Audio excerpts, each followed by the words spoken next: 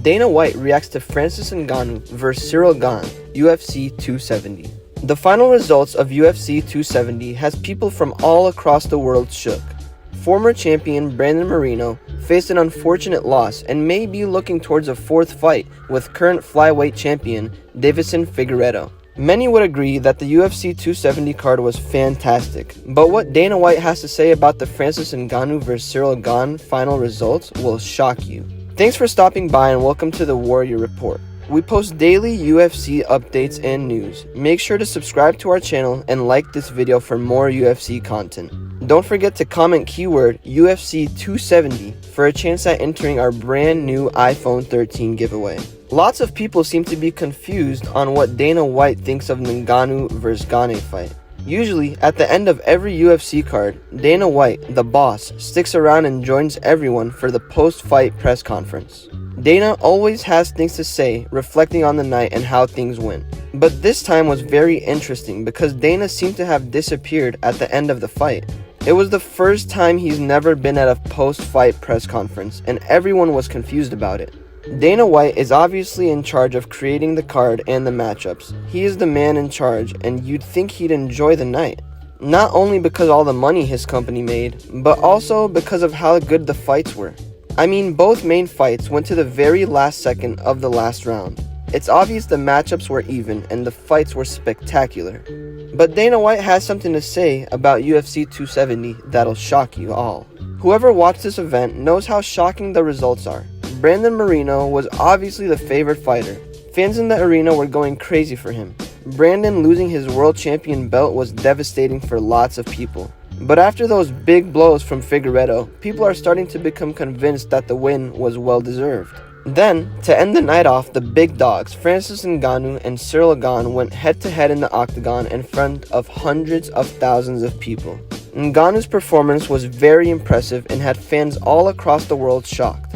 Francis walking out with Kamaru Usman in his corner gave off a sense of, what is going on here? It's that Ngannou had a different game plan this fight compared to all his other fights, and the results prove that.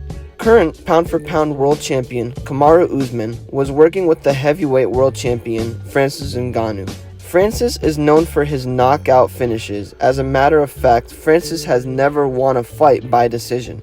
Until UFC 270 against the man himself, Cyril Gane. For the first time in history, Francis Ngannou won by decision. Not to mention, Brandon Moreno is looking towards his first fight against Deiveson Figueiredo. A fourth matchup has never happened before in the UFC. History was truly made at UFC 270, a legendary event. Ngannou was born and raised in the village of Baidi, Cameroon. He lived in poverty and had little formal education growing up. Ngannou's parents divorced when he was 6 years old, and he was sent to live with his aunt. At 10 years old, Ngannou started working in the sand quarry in Baidi. Because of his lack of funds, as a youngster, he was approached by several gangs in his village to join them. However, Ngannou refused and instead decided to use his father's negative reputation as a street fighter as motivation to do something positive and pursue boxing. At the age of 22, Ngannou began training in boxing. Despite the initial reluctance of his family, after training for a year, Ngannou stopped training due to an illness. He did various odd jobs to make ends meet, until, at the age of 26, he decided to head to Paris, France to pursue his professional boxing career. However, upon reaching Europe, he was jailed for 2 months in Spain for illegally crossing the border. After Ngannou reached Paris, he had no money, no friends, and no place to live. After living homeless on the streets of Paris, he was introduced by a friend to Ferdinand Lopez and the MMA Factory. Being a fan of Mike Tyson, Ngannou was originally interested in learning how to box, but Lopez saw his potential in MMA and convinced him to try MMA instead.